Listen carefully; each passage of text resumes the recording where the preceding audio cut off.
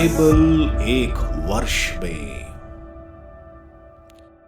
नमस्कार, आप सबका बाइबल एक वर्ष में स्वागत है। आप सब ने जो कदम उठाया है प्रभु के वचन सुनने के लिए, यह हमारे जीवन के अंधेरों को दूर करेंगे और हमें प्रभु के प्रकाश में चलाएंगे। आज हम कुरिन्थियों के नाम संत पौलुस के दूसरे पत्र का अध्याय 5, होजिया के ग्रंथ का अध्याय 3 और स्रोत ग्रंथ का 61 स्रोत सुनेंगे।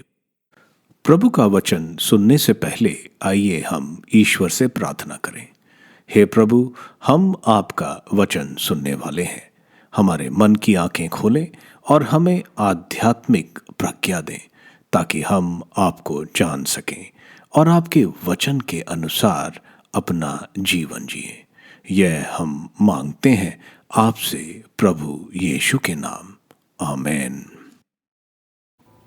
कुरिन्थियों के नाम संत पौलुस का दूसरा पत्र अध्याय 5। हम जानते हैं कि जब यह तंबू पृथ्वी पर हमारा यह घर गिरा दिया जाएगा तो हमें ईश्वर द्वारा निर्मित एक निवास मिलेगा।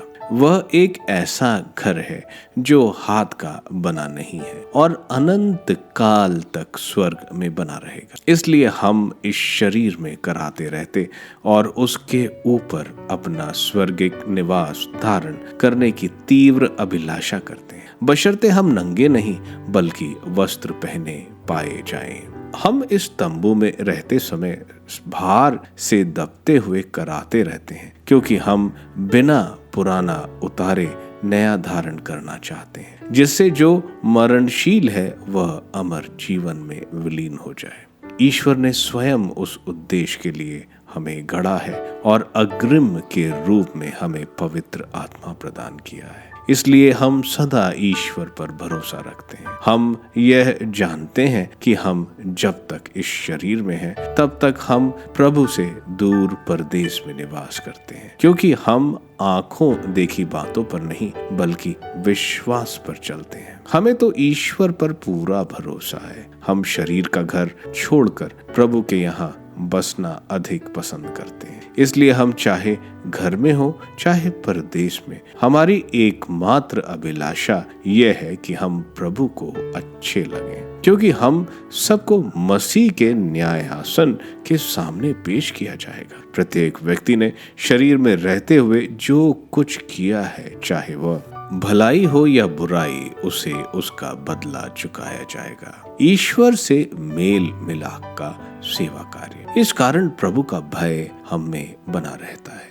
हम मनुष्यों को समझाने का प्रयत्न करते रहते हैं। हमारा सारा जीवन ईश्वर के लिए प्रकट है और मैं आशा करता हूं कि वह आप लोगों के अंतःकरण के लिए भी प्रकट होगा। हम फिर आप लोगों के सामने अपनी प्रशंसा नहीं करेंगे। हम चाहते हैं कि आपको हम पर गर्व करने का अवसर मिले और आप उन लोगों का मुंह बंद कर सकें जो हृदय की बातों पर नहीं बल्कि दिखावे की बातों पर गर्व करते हैं। यदि हमें अपनी सुध बुध नहीं रह गई थी तो यह ईश्वर के लिए था, और यदि हम अब संतुलित हैं तो यह आप लोगों के कल्याण के लिए है, क्योंकि मसीह का प्रेम हमें प्रेरित करता है। हम यह समझ गए कि जब एक सबके लिए मर गया तो सभी मर गए हैं। मसीह सबके लिए मरे, जिससे जो जीवित है वह अब से अपने लिए नहीं बल्कि उनके लिए जीवन बिताए जो उनके लिए मर गए और जी उठे हैं। इसलिए हम अब से किसी को भी दुनिया की दृष्टि से नहीं देखते। हमने मसीह को पहले दुनिया की दृष्टि से देखा, किंतु अब हम ऐसा नहीं करते। इसका अर्थ यह है कि यदि कोई मसीह के साथ एक हो गया है तो वह नई सृष्टि बन गया। पुरानी बातें समाप्त हो गईं और सब कुछ नया हो गया है। यह सब ईश्वर ने किया है। उसने मसीह के द्वारा अपने से हमारा मेल कराया और इस मेल मिलाप का सेवा कार्य हम प्रेरितों को सौंपा है। इसका अर्थ यह है कि ईश्वर ने मनुष्यों के अपराध उनके खर्चे में न लिखकर मसीह के द्वारा अपने संसार का मेल कराया और हमें इस मेल मिलाप के संदेश का प्रचार सौंपा है। इसलिए हम मसीह के राजदूत हैं। मानो ईश्वर हमारे द्वारा आप लोगों से अनुरोध कर रहा हो। हम मसीह के नाम पर अपने से यह विनती करते हैं कि आप लोग ईश्वर से मेल कर लें। मसीह का कोई पाप नहीं था, फिर भी ईश्वर ने हमारे कल्याण के लिए उन्हें पाप का भागी बनाया, जिससे हम उनके द्वारा ईश्वर की पवित्रता के भागी बन सके। होशिया का ग्रंथ अध्याय 3। होशिया अपनी व्यभिचारिणी पत्नी को पुनः स्वीकार करता है। प्रभु ने मुझे ये आदेश दिया, तुम पुनः जाओ और परिकिया तथा व्यभिचारिणी स्त्री से प्रेम करो, जैसे मैं प्रभु इज़राइल से प्रेम करता हूँ। यद्यपि वे अन्य देवताओं की शरण जाकर किशमिश की रोटियों का प्रसाद पसंद करते हैं। अतः मैं चांदी के 15 सिक्कों और 150 किलो जो देकर उसको छुड़ाया। तब मैंने उससे कहा, तुमको बहुत दिनों तक मेरी बनकर रहना पड़ेगा। तुम वेश्यावृत्ति छोड़ो और पतिव्रता बनी रहो। मैं भी तुम्हारे साथ वैसा ही व्यवहार करूंगा। इजरायलियों को तो बहुत दिनों तक राजा और शासक रहित, बलि और वेदी रहित, देव मूर्ति और देवी देवताओं के बिना रहना पड़ेगा। उसके बाद वे फिर प्रभु ईश्वर को ढूंढेंगे और दाऊद को राजा मानना शुरू करेंगे। उन दिनों वे भयभीत होकर आशीष पाने के लिए प्रभु ईश्वर के पास लौट आएंगे। स्रोत ग्रंथ स्रोत 61। प्रवासी की प्रार्थना। संगीत निर्देशक के लिए तार वाद्यों पर दाऊद का। ईश्वर मेरी पुकार सुन, मेरी प्रार्थना पर ध्यान दे। मेरा हृदय डूब रहा है, मैं दूर दूर से तेरी दुहाई देता हूँ। तू मुझे उस चट्टान पर ले जाएगा जो मेरे लिए अगम्य है, क्योंकि तू मेरा आश्रय है। शत्रु के विरुद्ध सुदृढ़ गण। ओह, कितना अच्छा होता कि मैं सदा के लिए तेरे तंबू में रहता और तेरे पंखों के नीचे शरण पाता। ईश्वर, तू मन्नतें स्वीकार करता है। जो तेरे नाम पर श्रद्धा रखते हैं, तू इनकी इच्छा पूरी करता है। राजा की आयु को और भी बढ़ा, वह पीढ़ी दर पीढ़ी जीवित रहे। वह ईश्वर के सामने राज्य करते रहे। सत्य प्रतिज्ञता और सत्य उन्हें सुरक्षित रखे। तब मैं प्रतिदिन अपनी मन्नतें पूरी करते हुए निरंतर तेरे नाम की स्तुति करूंगा। कुरिन्थियों के नाम संत पौलुस के दूसरे पत्र के अध्याय 5 में संत पौलुस हमें स्वर्गिक निवास के बारे में बता रहे हैं, और हम जो प्रभु यीशु में एक नई रचना बन जाते हैं। संत पौलुस बोल रहे हैं कि अगर हमारे पृथ्वी का तंबू अगर गिर जाता है तो हमें स्वर्ग में ईश्वर द्वारा निर्मित घर मिलेगा। तंबू हमारे शरीर का प्रतीक है, जो नश्वर शरीर अनश्वर शरीर धारण करेगा आखिरी दिन में।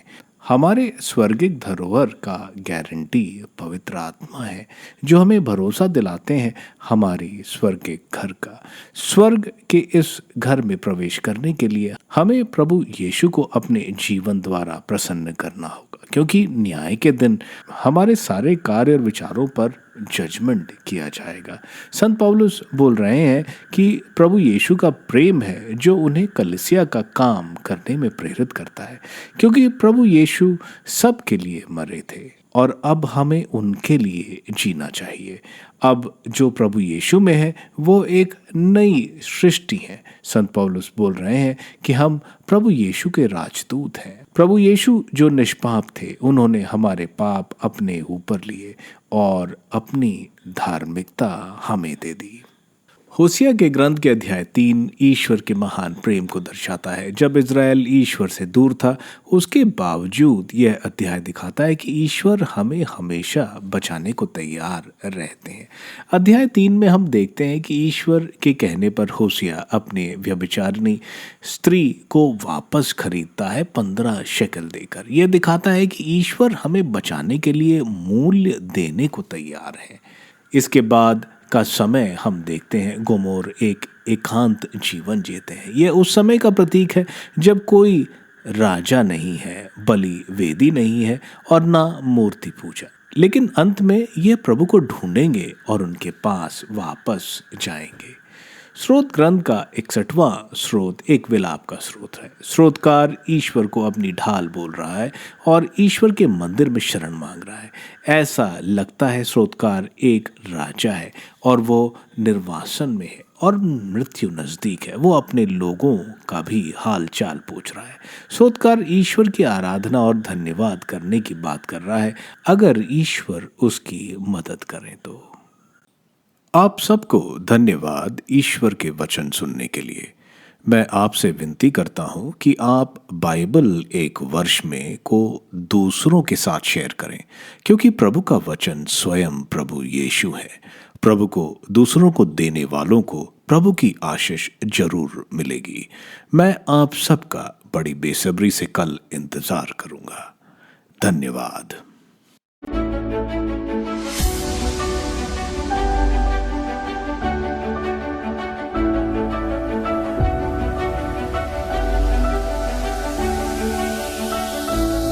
बाइबल एक वर्ष में